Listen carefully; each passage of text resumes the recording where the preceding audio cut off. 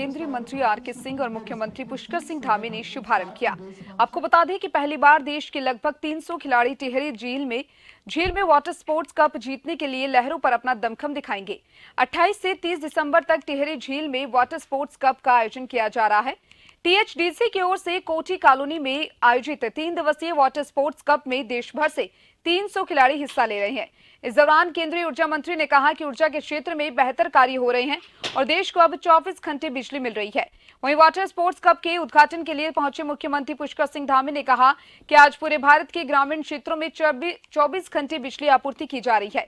इससे देश की आर्थिक मजबूत स्थिति हो रही है और विद्युत क्षेत्र में कई महत्वपूर्ण परिवर्तन किए गए हैं। सीएम धामी ने कहा कि 3 दिनों तक टिहरी झील में लहरों का रोमांच देखने को मिलेगा।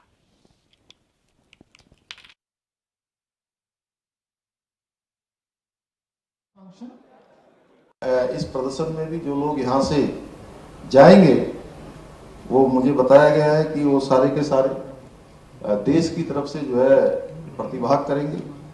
भाइयों बहनों, ये हमारा सौभाग्य है कि प्रधानमंत्री मोदी जी के मार्गदर्शन में आज उत्तराखंड की युवा पीढ़ी भी संपूर्ण विश्व को अपनी प्रतिभा से परिचित करा रही है, कहीं ना कहीं अपनी प्रतिभाओं को आगे बढ़ा रही है, प्रतिभाओं के विकास और संवर्धन में अपना योगदान हर प्रकार से दे रही है। उत्तराखंड के भी हमारे अनेकों खिलाड़ी हैं जिन्होंने आज विभिन्न खेलों में राष्ट्रीय और अंतर्राष्ट्रीय स्तर पर प्रदेश और देश का नाम रोशन किया है, प्रदेश और देश के नाम को आगे बढ़ाने का काम किया है। इसी सबको देखते हुए जहां हमने एक नई खेल नीति हम लेकर आए हैं, वहीं दूसरी ओर हमने नौकरियों में भी फिर से खेल कोटा प्रारंभ करने का भी संकल्प लिया है कि निकट भविष्य में हम खेल कोटा प्रारंभ करेंगे।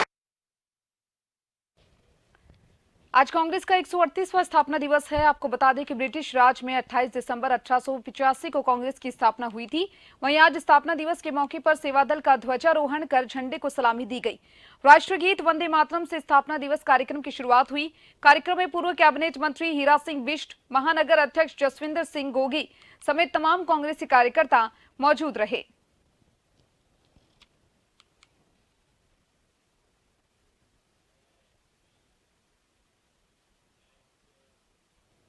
आज समूची कांग्रेस के लिए बहुत बड़ा दिन है। ऐसा हम इसलिए कह रहे हैं क्योंकि आज कांग्रेस का 138वां स्थापना दिवस है। कांग्रेस के स्थापना दिवस को लेकर जहां कांग्रेस उत्तराखंड समेत अन्य राज्यों में रक्त शिविर, फल वितरण जैसे अलग अलग कार्यक्रम आयोजित कर रही है, तो वहीं उत्तराखंड प्रदेश कांग्रेस कार्यालय में भी तमाम कांग्रेसी कार्यकर्ताओं ने राष्ट्रगीत गाकर सेवादल के झंडे को सलामी दी। इसके साथ ही कांग्रेस पार्टी के वरिष्ठ नेता और पूर्व कैबिनेट मंत्री हीरा सिंह बिष्ट ने तमाम कार्यकर्ताओं को पार्टी के इतिहास और कुर्बानियों के बारे में भी सचेत किया। इसके साथ ही कांग्रेस महानगर अध्यक्ष जसविंदर सिंह गोगी ने भी मीडिया से बातचीत में पार्टी के आगे की रूपरेखा के बारे में जानकारियां साझा की। स्थापना दिवस से 1885 में कांग्रेस स्थापित हुई थी और इससे एक लंबी सुनिश्चित लड़ाई कांग्रेस स्थापना के बाद देश की आजादी की चली। पहले अलग अलग टुकड़ों में आंदोलन चल रहे थे, कोई बंगाल में हो रहा, कोई साउथ में हो रहा, नॉर्थ में हो रहा, लेकिन उसके बाद सोने धीरे धीरे चले और ये लक्ष्य आजादी का प्राप्त किया। कांग्रेस का वही था कि सर्व धर्म संभाव की भावना, सब धर्मों को जोड़ करके आंदोलन किया गया, जाति धर्म के नाम पर नहीं था। और इसी वो आंदोलन में विलंब से सफलता मिली, लेकिन मिली। उसी विचारधारा को जोड़ करके साउथ अफ्रीका से बाद में गांधी जी भी उसमें 1915 में फिर शामिल हुए, फिर उन्होंने भी उसमें योगदान दिया और अहिंसा का मार्ग पर चल करके सब धर्म सम्मान करके कांग्रेस जो देश को आजादी दिलाया, उसमें बहुत घर बर्बाद हुए, तबाह हुए, कितनों को फांसी की सजा हुई, कितनों को गोलियों का सामना करना पड़ा अंग्रेजों की, तो देश आजाद हुआ। हम उन शहीदों को जो 18 कांग्रेस ने एक सुनियोजित मूवमेंट चलाया था देश का, उससे देश को आजाद, पहले टुकड़ टुकड़ में था, तो वो एक तरह से एक छत्र के नीचे सब लोग धीरे धीरे आए। देखिए, आज कांग्रेस के लिए बहुत बड़ा दिन है। आज हमारा स्थापना दिवस है। तो स्थापना दिवस में हमारे जो कांग्रेस के वरिष्ठ जन है, जिन्होंने बहुत लंबे समय तक कांग्रेस की सेवा की है, आज उन्हें हम सम्मानित करने का भी हमने कार्यक्रम रखा है। सबसे पहले तो ध्वजारोहण हुआ है आप सब लोगों के सामने। अब हम लोग गोष्ठी के बाद कुछ अपने वरिष्ठ कांग्रेसियों को जो पूर्व जिला अध्यक्ष रहे हैं और साथ में कुछ ब्लॉक अध्यक्ष भी रहे हैं और हमारे सीनियर सिटीजन भी हैं, उन्हें आज हम सम्मानित करने का काम करेंगे। अक्सर विवादों में रहे कैबिनेट मंत्री प्रेमचंद अग्रवाल एक बार फिर विवादों में आ गए हैं। मंत्री प्रेमचंद अग्रवाल के खिलाफ ऋषिकेश विधानसभा से कांग्रेस नेता जयंत रमोला मीडिया से मुखातिब हुए। जयंत रमोला ने आरोप लगाते हुए कहा कि जहां एक तरफ कैबिनेट मंत्री प्रेमचंद अग्रवाल बिल लाओ इनाम पाओ जैसी योजना जाकर जनता को जीएसटी चोरी के खिलाफ जागरूक करने का काम करती हैं, तो वहीं दूसरी ओर उन्हीं के परिजन जीएसटी को चोरी करने का काम कर रही हैं। प्रेमचंद अग्रवाल के बेटे पीयूष अग्रवाल द्वारा खरीदी गई जमीन के दस्तावेजों के आधार पर जयंत रमोला द्वारा यह आरोप लगाए गए। खरीदी गई जमीन को दस्तावेजों में खाली दिखाया गया है, जबकि उसी जमीन पर प्रेमचंद का 200 गज का पुश्तैनी मकान है। रजिस्ट्री में 25 से 27 लाख के स्टाम्प लगाए गए हैं, जिससे स्टाम्प में चोरी की जा सके और इसी के साथ ही सरकार को चुना लगाया जा सके।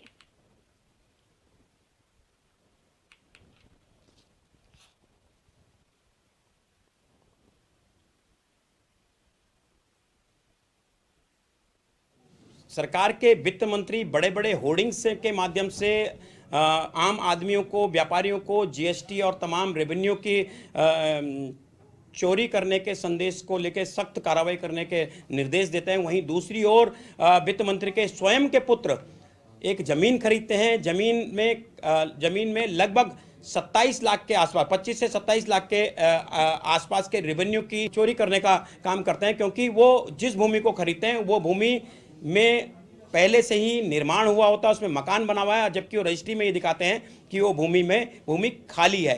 तो मैं माननीय मुख्यमंत्री जी से कहूँगा और माननीय प्रधानमंत्री जी से भी कहूँगा, क्या ईडी विपक्ष के दलों के लोगों के लिए है? क्या ईडी आपके मंत्रियों के लिए नहीं है? खबरें बहुत ज्यादा सतह पर आ रही हैं कि अचानक से ये धन वर्षा, लक्ष्मी वर्षा कैसे हो गई प्रेमचंद अग्रवाल जी के ऊपर, कि लगातार हम देख रहे हैं अगस्त सितंबर 2022 में भी उन्होंने संपत्ति ली और अभी फिर अक्टूबर के महीने में उनके बेटे ने अकूत संपत्ति ली है, जिसमें स्टैंप चोरी की बात निकलकर सामने आ रही है। वित्त मंत्री हैं, आम जनता को और विपक्ष को बड़े बड़े होर्डिंग्स के जरिए संदेश दे रहे हैं कि रेवेन्यू चोरी ना हो, कोई भी व्यक्ति जीएसटी चोरी ना करे। ऐसे में जो आप सलाह मशवरा दूसरों को दे रहे हैं वो आप खुद पर लागू नहीं कर रहे हैं। सैनिक कल्याण और ग्राम्य विकास मंत्री गणेश जोशी ने न्यू कैंट रोड कैंप कार्यालय में सैन्य धाम निर्माण कार्यों की समीक्षा बैठक ली। मंत्री गणेश जोशी ने कहा कि देवभूमि उत्तराखंड वीरों की भूमि है और प्रधानमंत्री नरेंद्र मोदी की परिकल्पना है कि उत्तराखंड में सैन्य धाम निर्माण हो, और एक सैनिक होने के नाते यह मेरा भी दृढ़ संकल्प है कि उत्तराखंड का सैन्य धाम यहाँ के चारों धामों की तरह ही विकसित होगा। उन्होंने कहा कि मुख्यमंत्री पुष्कर सिंह धामी ने इस प्रोजेक्ट को लेकर विशेष रुचि ली है। सैनिक कल्याण और ग्राम्य विकास मंत्री गणेश जोशी ने कहा कि हमारा संकल्प है कि 2023 के अंत तक हम सैन्य धाम का निर्माण पूर्ण कर लेंगे।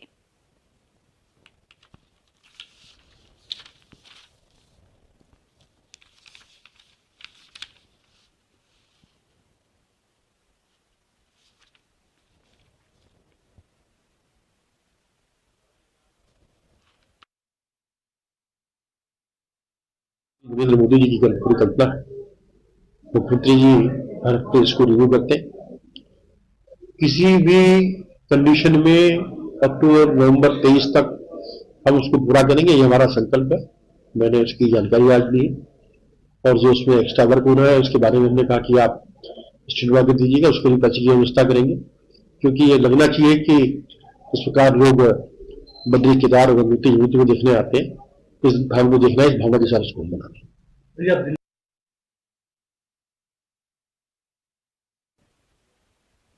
हाईकोर्ट के आदेश के बाद हल्द्वानी के बहुचर्चित रेलवे अतिक्रमण मामले ने अब जोर पकड़ लिया है।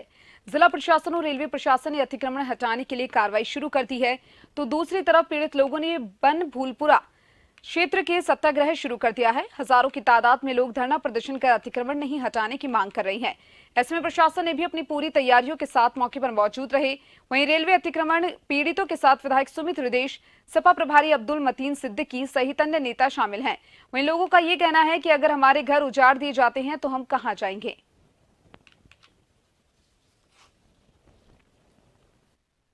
पंकज भाई, मैं आपको बताना चाहता हूं कि आज हम लोग जो बैठे हैं, हाई कोर्ट ने जो आदेश दिया था कि 4365 मकानों को हटाकर लगभग जिसमें 40 से 50 हज़ार आबादी खारिज हो जाएगी। हम यहाँ की सरकार को ये दिखाना चाहते हैं कि ये जो एक छोटा सा टेलर है, अभी सिर्फ हम जो प्रदर्शन कर रहे हैं, या अभी थोड़े से लोग इस सड़कों पर निकल कर आए हैं, तब ये 1000 का हुजूम सड़कों पर है। तो उसका अगर आपने 4500 घरों को तोड़ा तो किस तरह से लोग सड़कों पर होंगे, लोगों का सामान सड़कों पर होगा, तमाम कानून व्यवस्था चरमरा जाएगी, लोग भूखे मरेंगे, बच्चे बीमार हैं, बुजुर्ग घरों में पड़े हैं, ठंड का मौसम है, लेकिन सरकार बिल्कुल संवेदनहीन है। हमें उम्मीद है कि उच्चतम न्यायालय से, सुप्रीम कोर्ट से हमें रिलीफ ले, और हम जब तक इस धरना प्रदर्शन पर जारी रहेंगे जब तक हमें किसी तरह का कोई रिलीफ नहीं मिल जाता। हमेशा सम्मान किया और न्यायपालिका के सम्मान के आगे नहीं आएंगे, और जो फैसला उच्च न्यायालय का है और सर्वोच्च न्यायालय पे हमें पूरा भरोसा है कि वहाँ से हमें न्याय मिलेगा। और अगर जहाँ तक ये सरकार जो गूंगी बैठी सरकार तो थी, है वो अंधी भी हो चुकी है, चाहे प्रदेश की हो या देश की हो। और जिस तरीके से यहाँ के प्रतिनिधि हमारे मेयर जोगिंदर सिंह रौतेला जो बिल्कुल नदारद है इस मुद्दे को लेकर, कहीं दो आदमियों को भी आफत आती है तो शहर के नागरिक होने के नाते और यहाँ के मेयर के नाते उनको यहाँ खड़ा होना चाहिए था। तो ये उनकी सोची समझी साजिश सामने आ रही है, यहाँ के सांसद गायब है। तो मैं समझता हूँ कि इसमें न्यायालय को पूरी तरीके से गुमराह करके जो ये फैसला आया है उच्चतम न्यायालय से, हम लोग उससे सम्मान जरूर करेंगे और सर्वोच्च न्यायालय पे हमें पूरा भरोसा है। और अभी तो ये मकान टूटे नहीं है, जब आदमी लोगों को जिस तरह से अभी ये प्लानिंग है इनकी मकान तोड़ने की, हम लोग सड़कें बहुत रहे हैं। अगर ऐसा कोई फैसला आता है जो ऊपर वाला ना करे, कोई फैसला है, तो हल्द्वानी के अंदर जो तबाही होगी ये अभी यहाँ की सरकार को पता नहीं है, इसकी जिम्मेदार यहाँ की सरकार होगी। खबरें लगातार जारी है, जल्दी लौटेंगे ब्रेक के बाद। का स्वागत है। हल्द्वानी के बनभूलपुरा क्षेत्र में रेलवे की भूमि पर किए गए अतिक्रमण के सीमांकन का सर्वे किया गया, साथ ही पुलिस प्रशासन और रेलवे द्वारा पिलर बंदी भी की गई। हाईकोर्ट के निर्देश के बाद रेलवे ने भारी फोर्स के साथ अतिक्रमण हटाने की प्रथम कार्रवाई को अंजाम दिया।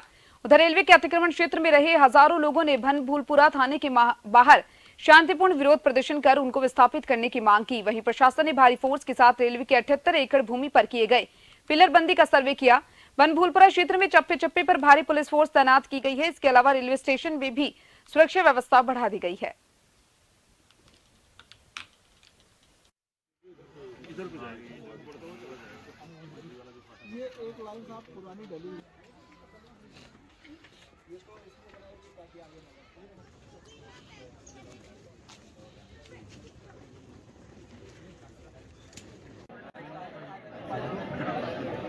ऑनरेबल कोर्ट ने जो आदेश दिए थे उसमें रेलवे डिपार्टमेंट ने एक मुनादी करानी है और पब्लिकेशन के थ्रू नोटिस दिया जाना है। ठीक है, तो ये 1 या 2 दिन में रेलवे इस कार्य को पूरा करेगा और उसके 1 सप्ताह के बाद जो है अग्रिम कार्रवाई ये प्रारंभ की जाएगी। आज क्या है सर? आज देखिए, ये आपको पता है कि रेलवे डिपार्टमेंट ने सीमांकन करके आइडेंटिफिकेशन करके पूर्व में ही ऑनरेबल कोर्ट में सबमिट किया गया है। रेलवे का अपना एक मैप है और एक हमारा रेवेन्यू का मैप है। ठीक है, रेवेन्यू के मैप में खसरा नंबर वगैरह ये है। रेलवे का मैप जो है वो एक उनका ट्रैक है और ट्रैक से उन्होंने डिस्टेंस दिखा रखा है, कहीं पर 600 फीट, कहीं पे 800 फीट, कहीं पे 400 फीट। तो वो दोनों मैपों को सिंक्रोनाइज किया गया। देहरादून में लगातार 4 हफ्ते पूरे करने के बाद आगामी 30 दिसंबर से गढ़वाली फिल्म मेरू गौर कोटद्वार के प्राइड मॉल के सिनेमाघरों में लगने जा रही फिल्म प्रतिदिन 12 बजे से प्रदर्शित की जाएगी, जिसको लेकर फिल्म निर्माता और निर्देशक ने प्रेस कॉन्फ्रेंस की। गढ़वाली बोली में बनी ये फिल्म पहाड़ों से हो रहे पलायन को लेकर बनाई गई, जिसमें पलायन की समस्या को लेकर सुझाव भी दिए गए हैं।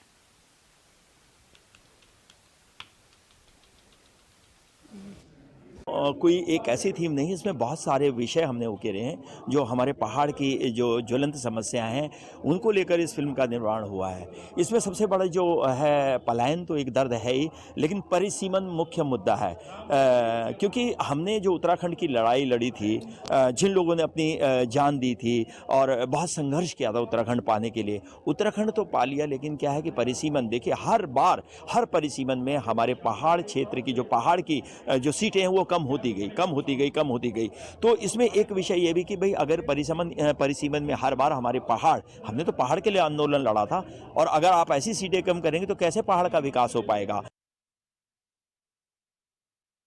उत्तराखंड में प्लास्टिक कचरे से मुक्त होंगे जंगल, प्रदेश में जल्द दिखेगा सरकारी योजनाओं का असर। पर्यावरणीय दृष्टि से संवेदनशील उत्तराखंड के जंगलों की सेहत के लिए खतरा बन रहे प्लास्टिक कचरे से निपटने को प्रभावी कदम उठाए जाएंगे। उच्च न्यायालय के सख्त रुख के बाद शासन और वन विभाग हुआ संजीदा। वन क्षेत्र को प्लास्टिक कचरे से मुक्त करने के लिए वन विभाग कार्य योजना कर रहा तैयार। इसमें प्रवर्तन की कार्यवाही के प्रावधान का रहेगा विशेष जोर।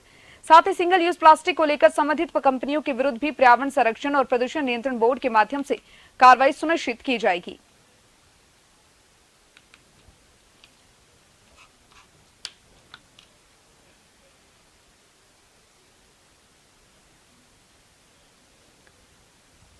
महिलाओं और छात्राओं के साथ आए दिन होने वाली घटनाओं को रोकने के लिए उत्तराखंड सरकार द्वारा उत्तराखंड पुलिस ऐप गोरा शक्ति ऐप लॉन्च किया गया, जिसके प्रचार प्रसार की जिम्मेदारी उत्तराखंड मित्र पुलिस को सौंपी गई।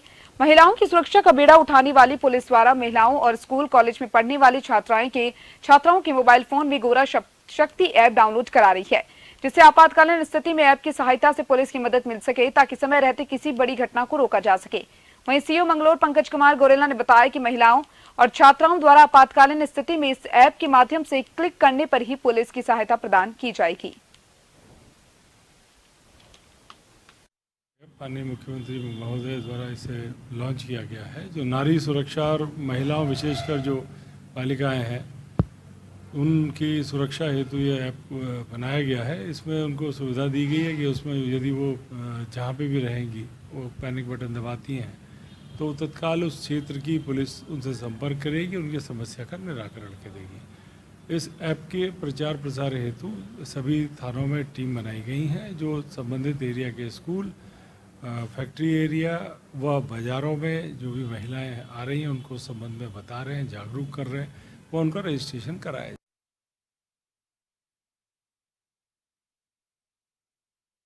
के अंतर्गत वन विभाग द्वारा लकड़ी मंडी साल बोझी नंबर 1 से हटाए गए अतिक्रमण में बेघर हुए लोगों ने उपजिलाधिकारी खटीमा को ज्ञापन सौंपा है, जिसमें बताया गया कि ठंड के समय में हम लोग घर से बेघर हो गए। लोगों ने उपजिलाधिकारी से गुहार लगाई कि इस कड़ाके की ठंड में हमारे पास सर छुपाने के लिए जगह नहीं। उनके द्वारा वन विभाग पर आरोप लगाते हुए यह भी कहा गया कि वन विभाग की भूमि पर कई सारे पैसे वाले लोगों ने कब्जा किया हुआ है, लेकिन हम गरीबों का ही आशियाना उजाड़ दिया है।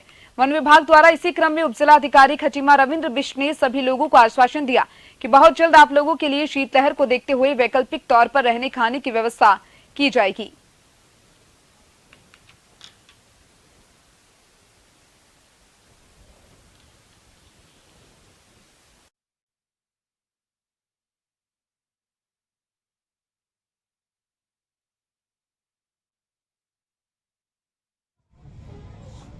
सालबोझी से माननीय हाईकोर्ट के आदेश के क्रम में जिनको अतिक्रमण से हटाया गया था वो बेसहारा लोग हो गए हैं। तो इनमें जो हमारे यहाँ के स्थायी निवासी हैं और जो भूमिहीन कैटेगरी में आते हैं उनके लिए हमारे द्वारा आवासीय पट्टे की कार्रवाई की जा रही है। लेकिन क्योंकि अभी शीतलहर चल रही है यहाँ पर खटीमा क्षेत्र में, तो मैंने यहाँ पर निर्देश ये दिया है कि जितने लोग जो बेसहारा हैं उनको टेंट वेंट की व्यवस्था की जाए और जहाँ पर भी लोग हैं उनके खाने पीने की और रहने की व्यवस्था की जाए।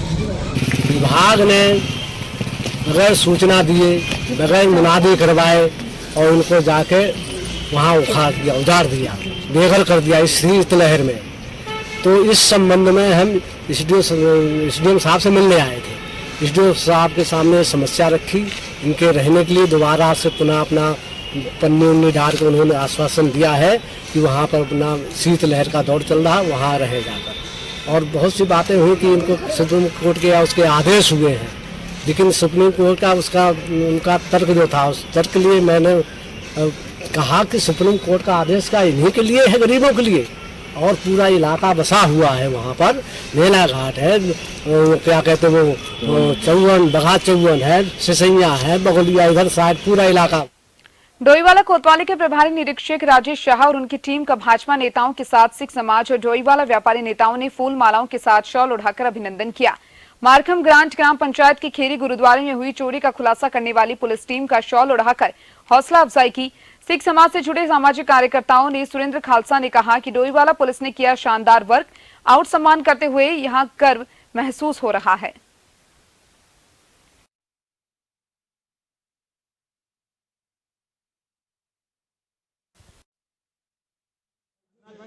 डोईवाला पुलिस ने बड़ा सराहनीय कार्य किया है कि जो कुछ ही दिनों में एक बहुत बड़ी डकैती जो खैरी गुरुद्वारा में हुई, डोईवाला पुलिस ने चंद दिनों में उसको खोला है। और साथ ही साथ मैं धन्यवाद करना चाहूँगा फतेहपुर गुरुद्वारा के जो ग्रंथी हैं देशराज सिंह, उन्होंने भी इसमें बहुत मुस्तैदी से कार्य किया। जैसे ही वहाँ आए उन्होंने तुरंत क्षेत्र को और पुलिस को सूचना दी, जिससे ये पकड़े गए और डोईवाला पुलिस ने इस पर कार्रवाई करते हुए उनसे चोरी का माल बरामद करते हुए उनको जेल भेजा। और डोईवाला पुलिस का बहुत बहुत धन्यवाद। देवनगरी जोशीमठ इस वक्त पूरी तरह से खतरे की जद में है। जी हां, आपने सही सुना, हम बात कर रहे हैं देवनगरी जोशीमठ की, जिस देवनगरी में कई पर्यटक स्थल से लेकर कई तीर्थ स्थल मौजूद हैं। और बड़ी बात तो यह है कि जोशीमठ यात्रा का मुख्य पड़ाव भी माना जाता है। बड़ी बात तो यह है कि जोशीमठ के थाना कोतवाली के ठीक सामने कई होटल मौजूद है और उनमें से 2 होटल इस वक्त भू धसाव की जद में आ चुके हैं। जो होटल कभी भी पल भर में जमींदोज हो सकती हैं। बड़ी बात यह भी है कि जहां पर दोनों होटल बने हुए हैं, होटल के ठीक पीछे रहने वाले परिवारों ने इस विषय को लेकर कई गंभीर सवाल उठाए। पीड़ित परिवार का कहना है कि जहां पर यह बहुमंजिला इमारत बनी हुई है, वहां ऐसा खतरा बन सकता है।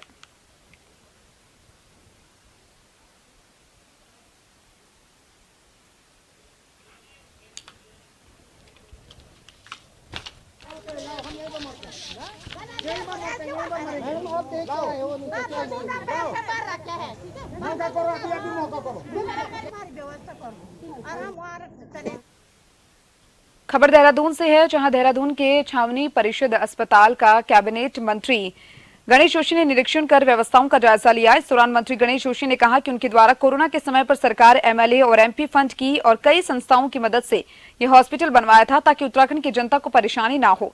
उससे केवल स्थानीय लोगों की परेशानियां ही बढ़ी हैं।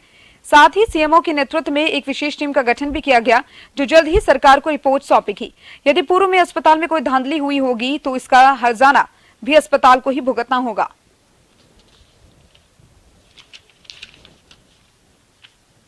कि दूसरी लहर चल रही थी, जगह जगह कोविड सेंटर बनाए जा रहे थे, तो मेरे मन में विचार आया कि कोविड सेंटर की जगह हॉस्पिटल क्यों न बना दिया जाए, क्योंकि इस क्षेत्र की जनता को उसका लाभ मिले।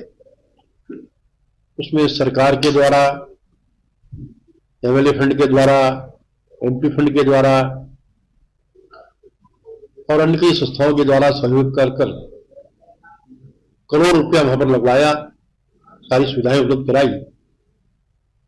इसकी लगातार शिकायतें मिल रही थी। पूर्व भी जो कार्यक्रम में गया था, मैंने स्टेशन कमांडर से कहा था, और आज जब मैं वहां पर गया तो देखा कि 90 रुपए की पर्ची यहां पर बन रही है और मात्र 63,000 रुपए महीने पर किसी प्राइवेट संस्थान को दे दिया गया है। आज छोटे से भी कमरे का, 2 कमरे का क्लिनिक हो, उसका किराया भी लाखों रुपए होता है। तो सीधे